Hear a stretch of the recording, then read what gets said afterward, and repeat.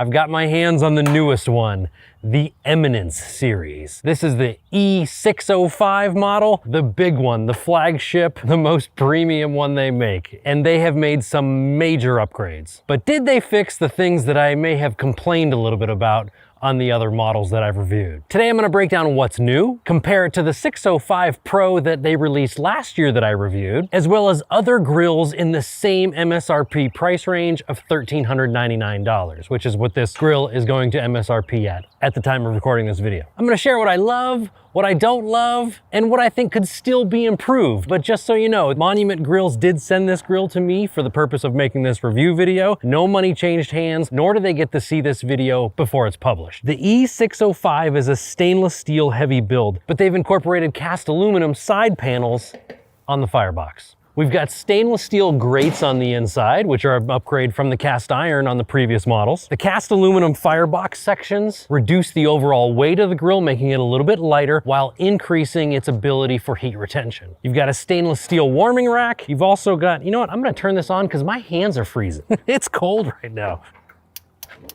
I'm gonna get some warmth over here. And also the stainless steel flame tamers that were on the 605 Pro have come forward to this new one. So comparing this to the 605 Pro, the change to the cast aluminum side panels is a little bit different than the full stainless steel firebox that they've had previously on the 605 Pro. Comparing this to a Weber Genesis SPX 435, which is, I believe, MSRP around $17.99, so a little bit more expensive than this one. That's only a 4-burner. This is a 6-burner with a rear infrared burner for the rotisserie add-on. Fantastic, we'll get to that in just a little bit. The 4-burner Weber does not have that. Comparing this also to the Napoleon Prestige 500, they used mixed materials as well. Theirs also comes with a rear infrared burner as well. Now, this grill packs some serious heat at 89,000 BTUs. Now that's 11,000 BTUs per burner, and there are 6-blade infrared burners inside the grill, and that's an upgrade from the tube burners on the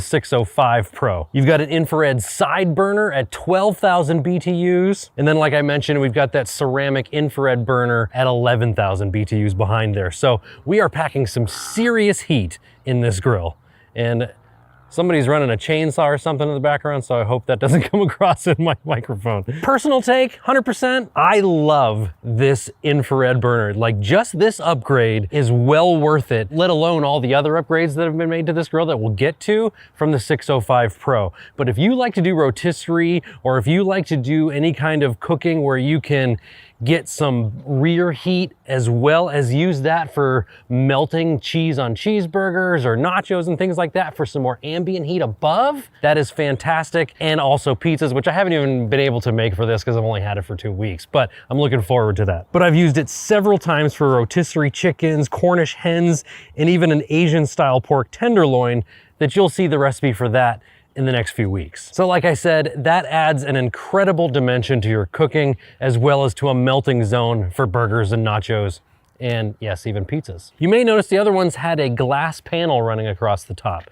This one does not, which I actually appreciate. I liked the glass see-through panel. I really did. It's fun to watch your food cook, but to be honest, it is another thing you have to clean. All the things that I've cooked, all that grease that would have splattered onto the inside of the glass. Now, they do make the glass relatively easy to clean, but like I said, it's something else that you have to clean. So I actually appreciate the solid hood. The cleaning system that I raved about in the 605 Pro comes forward to this grill, so that's fantastic. Super easy to clean. The grease trap just pulls right out the rear of the grill, slide it back in, good to go. A very nice cleaning system if you don't just burn everything off with grease fires. You know who you are. Let's talk about the smart features and the control options you've got with this new grill. LED knobs, Bluetooth display, and app connection. The LED display on the side here is fantastic. I don't have it plugged in right now, so comparing that to the 605 Pro, which was battery powered, you could basically roll that anywhere and have your digital display running. So that was nice. So if you're the type of person that doesn't like to have things plugged in, or doesn't have a plug near you, or usually has to have a extension cord to plug a smoker in or things like that, keep that in mind with this new Eminence series. It is a plug-in model. You've got 2 included meat probes that plug directly into the display there. The LED rainbow knobs are an upgrade from the 605 Pro. Now, if you're an RGB fan for your gaming computer or anything like that, and you also love to grill, you're gonna love this grill because you've got the option of having 2 colorway lights where you can set it so that they change based on the temperature of your grill, or you can set it to the rainbow effect where they just kind of rotate just like your RGB fans in your gaming computer would. So that's really fun, and they look really cool at night too. Personally, I love the new display. I love what they've done with it. I love the added dimensions to it, and it's just a little bit more intuitive to use, and it's got some more features. You've also got Bluetooth, so you can pull up the Monument Grills app on your phone and connect right to your grill via Bluetooth to monitor your temps of your cook. There's also a pretty cool feature that the 605 Pro doesn't have, and that is the propane weight display. So there's a little propane tank that will show on the digital screen, and if it's green, you're good to go. If it starts to turn red, you know your propane's running out. So that's a really nice feature to have so that you know you always have gas to cook your meals. One thing that I miss from the 605 Pro, which in a perfect world I wish they would have brought forward to this one, is the pull-out propane tank. Where you set your propane tank, you just roll out the little base, set it on there, roll it back in, smooth as ice. I wish this had that along with the propane weight, so maybe the next model will have both. Neither the Weber or the Napoleon have the propane weight tracking, so that's a big advantage there. Okay, let's talk about storage options on the Eminence.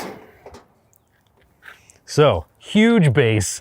The doors are very robust, thick doors. Love the doors. They're very heavy duty. You get a trash can, which is cool. I haven't utilized it yet. To be honest, it's a pretty tiny trash can, but it's there if you need it. I really love this shelf that's inside. So everything is out of the way and easily organized. On the side shelves, you also have some little hooks that you can hang your grilling tools off of if you like. So storage, plenty of that. They've also upgraded, this has been a complaint of mine over the last couple years, has been the casters. They've always had just normal, kind of plasticky kind of casters on their previous models of grills, which were fine. They work just fine, but I mean, if we're gonna complain about things, we might as well pick out everything. So they listened and they added some incredible, really heavy duty upgraded casters. One of my biggest complaints over the last couple years with other models was during building these models. So this is the 5th one that I've built. Every one of them, the side shelves come with this plastic piece disassembled, and you have to screw that in but fit it perfectly. And it's a real pain in the butt, let me tell you, especially with the sear burner on the side shelf. This burner housing that's underneath here is really in the way of where the screws need to go for this plastic side panel. Monument, just send this put together. It would be a lot easier. I mean, it takes so much time to just get these screws right.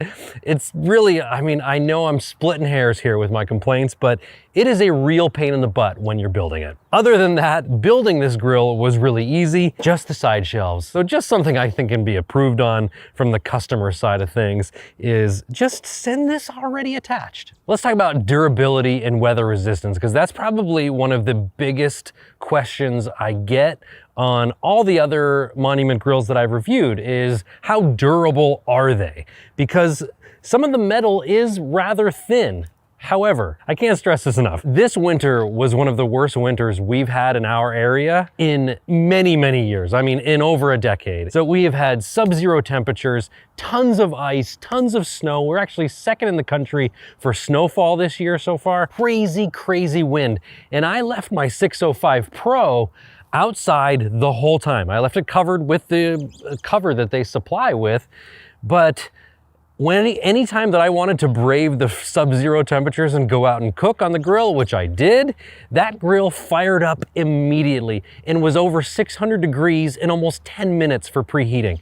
That's phenomenal, and it performed extremely well, and I have no problem recommending a Monument grill after this winter, after seeing how it performed dealing with those temperatures and that wind and just that overall environment that we've had this year. So I don't have any problem recommending the Eminence series for durability and weather resistance. So the final verdict, is this grill worth an MSRP of $13.99?